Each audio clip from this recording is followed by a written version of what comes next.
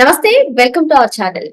YCP అధినేత YS Jaganmohan Reddy press meet అనంతరం కొన్ని మీడియా సంస్థలతో మాట్లాడుతూ అమరావతి పైన చేసినటువంటి కామెంట్స్ ని ఏ విధంగా చూడాలి, అసలు రాజధాని పైన వైసీపీ స్టాండ్ ఏంటి తెలుసుకునే ప్రయత్నం చేద్దాం. దీన్ని విశ్లేషించడానికి మనతో పాటుగా ఉన్నారు కామన్ మ్యాన్ కిరణ్ గారు. నమస్తే అండి కిరణ్ గారు. జగన్మోహన్ రెడ్డి అమరావతి పైన చేసినటువంటి కామెంట్స్ బహుశా మీరు కూడా చూసే ఉంటారు. మరి ఆ కామెంట్స్ ని ఏ విధంగా చూడాలంటారు? అసలు రాజధాని పైన వైసీపీ స్టాండ్ ఏంటి అంటారు? అసలు అమరావతి అని ప్రతిపాదించినప్పటి నుంచి కూడా అసలు వైసీపీ ఫస్ట్ ఒప్పుకొని అసెంబ్లీ సాక్షిగా అమరావతి ఓకే అని జగన్మోహన్ రెడ్డి చెప్పారని, మరి ఇప్పుడు అమరావతి రివర్ బేసిన్ లో నిర్మించడం ఏంటి, ముఖ్యమంత్రి ఎక్కడుంటే అక్కడే రాజధాని అని చెప్పడం ఏ విధంగా చూడాలంటారు వీటన్నిటిని? మాట్లాడిన మాటలన్నీ కూడా మళ్ళీ రిపీట్ చేస్తున్నాడు. 11 సీట్లు వచ్చినా కూడా ఇంకా సిగ్గు లేకుండా, అంటే ఆ 11 సీట్లు కూడా రాకుండా ఉండటానికి. ఇప్పుడు కర్ణాటక రాజధాని అనేది బెంగళూరు.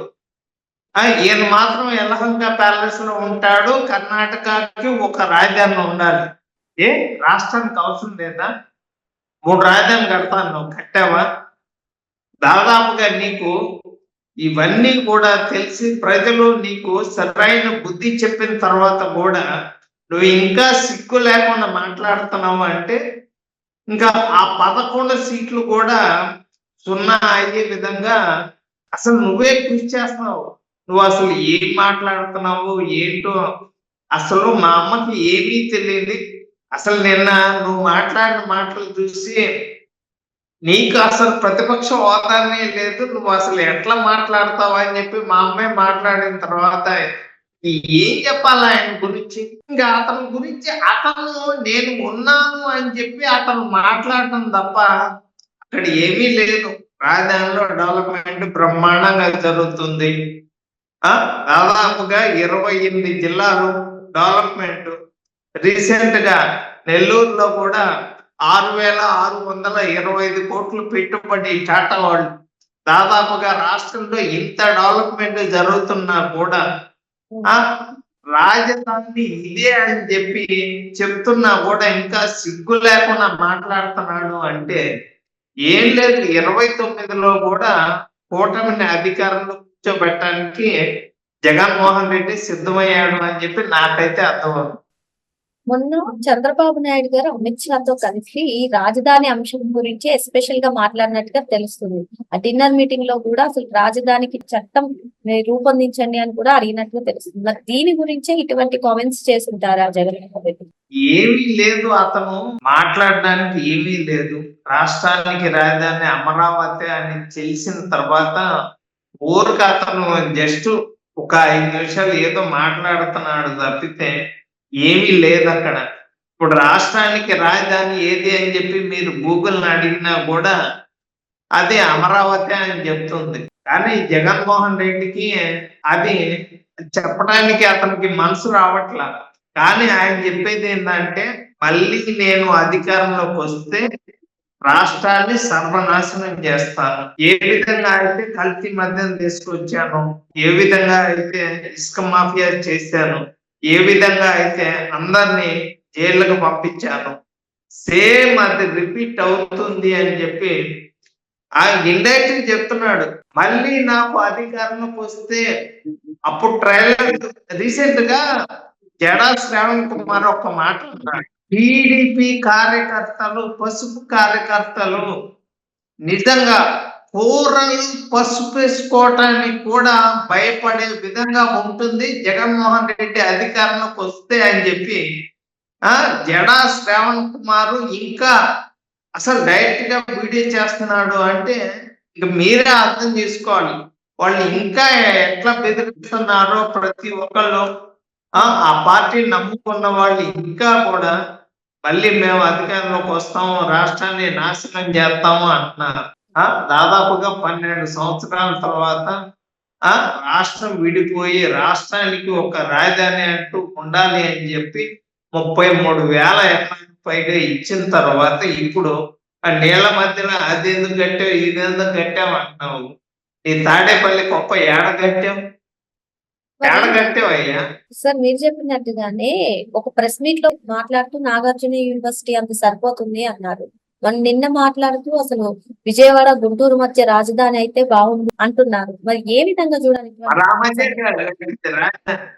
విజయవాడ గుంటూరు మధ్యలోనే కట్టింది రాజధాని. మీకు అన్ని 750 తెలిసే ఎకరాలు ఉంటాం. నీకు 750 మాత్రం ఎకరాలు తెలియదు.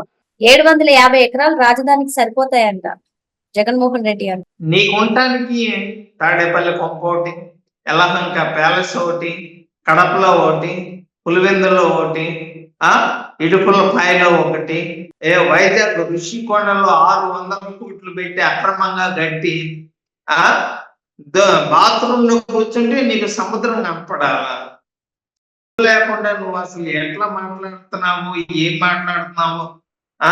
ప్రజలు నిన్ను ఇంత తిరస్కరించిన తర్వాత కూడా నువ్వు ఇంకా లేకుండా మాట్లాడుతున్నావు అంటే ఏమి లేదు. 29లో కూడా కూటమిని అధికారంలో పెట్టండి అని చెప్పి ఆయనే ఇండైరెక్ట్ గా చెప్తున్నాడమ్మా. ఇంకా అంతకన్నా చెప్పేది ఏం లేదు.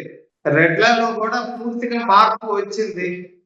ఎందుకని సడన్ గా అమరావతి పైన కామెంట్స్ చేశారంటారు? ఏమీ లేదు. ఆయన మాట్లాడడానికి సబ్జెక్ట్ ఏమీ లేకుండా రీసెంట్ గా భోగాపురం ఎయిర్పోర్ట్ నేనే కట్టాను అని చెప్పాడు. అది ఎవరు కట్టారు ఏంటో దానికి కారణం ఎవరో అందరూ తెలిసిన తర్వాత అదైపోయింది. మళ్ళీ రాజధాని గురించి మాట్లాడాలా? నువ్వు రాష్ట్రంలో ఉండి మాట్లాడితే బాగుంటుంది. నువ్వు ఎక్కడ బెంగళూరులో ఉండి ఇలాంటి మాట్లాడటం కరెక్ట్ కాదు. నేను ఒక మాట అడుగుతున్నామ్మా. ఆయన మీద 32 కేసులు ఉన్నాయి. బాబాయ్ కేసు ఉంది, కోడికత్తి కేసు ఉంది, గులకరాయి కేసు ఉంది, ఇది కల్తీ మద్యం కేసు ఉంది, ఇసుక మాఫియా కేసు ఉంది, పరకామణి కేసు ఉంది, లడ్డూలో పంది కొవ్వు కలిపిన కేసు ఉంది. మరి ఏ కేసు కూడా ఎందుకు కుటుంబ సభ్యులు పెట్టట్లేదో జగన్మోహన్ రెడ్డి మీద మాకైతే అర్థం కావాలి. అని ఇంకా ఇట్లా మాట్లాడతా నేను రాష్ట్రానికి ఏది మంగళగిరి పార్టీ మీద దాడి చేసిన వ్యక్తులు ఇంకా గుంటూరులో ఉన్నాయి. అప్పిరెడ్డి కావచ్చు, వాడు పానుగంటి చైతన్య గారు, వాళ్ళు గుంటూరులో ఫ్రీగా తిరుగుతున్నారు. సజ్జల రామకృష్ణారెడ్డి ఇటీవల కాలంలో అమరావతి రాజధాని అని చెప్పారు. మరి ఇప్పుడు వచ్చేసి జగన్మోహన్ రెడ్డి అసలు అమరావతి ఎందుకు ఆ నదీ గర్భ జలాల్లో కడుతున్నారు అని చెప్తున్నారు. ఏంటి? అమ్మ ఎవరు చెప్పినా చెప్పకపోయినా మీరు డైరెక్ట్ గా గూగుల్ అడిగినా, ఇప్పుడు పసిపిల్లలను అడిగినా కూడా రాష్ట్రానికి రాజధాని ఏది అంటే అమరావతి అని చెప్తారు. 2019 నుంచి 24 దాకా రాష్ట్రానికి రాజధాని ఏది అంటే పక్క రాష్ట్రాలు అన్ని నవ్వుకునే విధంగా చేశాడు జగన్మోహన్ రెడ్డి. ఇంకా లేకుండా ఇలాంటి మాటలు మాట్లాడడం వాళ్ళకి కానీ వాళ్ళ పార్టీకి కానీ, ఏ పార్టీకి చెందిన వాళ్ళ పార్టీకి చెందిన 175 మంది ఎమ్మెల్యేలు కూడా వాళ్ళ సొంత నియోజకవర్గంలో గెలిచే పరిస్థితి లేదు. ఆ విడతల రజనీని తీసుకొని వచ్చి చెల్లూరుపేట నుంచి గుంటూరు తీసుకొచ్చి గుంటూరు నుంచి రేపల్లి వేస్తున్నారు.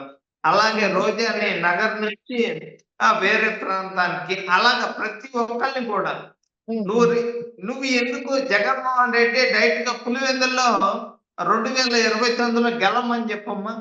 గెలిచే ఛాన్స్ కూడా లేదు. రీసెంట్ గా పులివెందుల ఒంటిమిట్ట కూడా టీడీపీ గెలిచిన తర్వాత ఇంకేం చెప్తారు? 29లో గెలిచేది కూటమి అని చెప్పి నేనైతే ఖచ్చితంగా చెప్పగలను. ఓకే అండి. థ్యాంక్ యూ అండి. Thank you.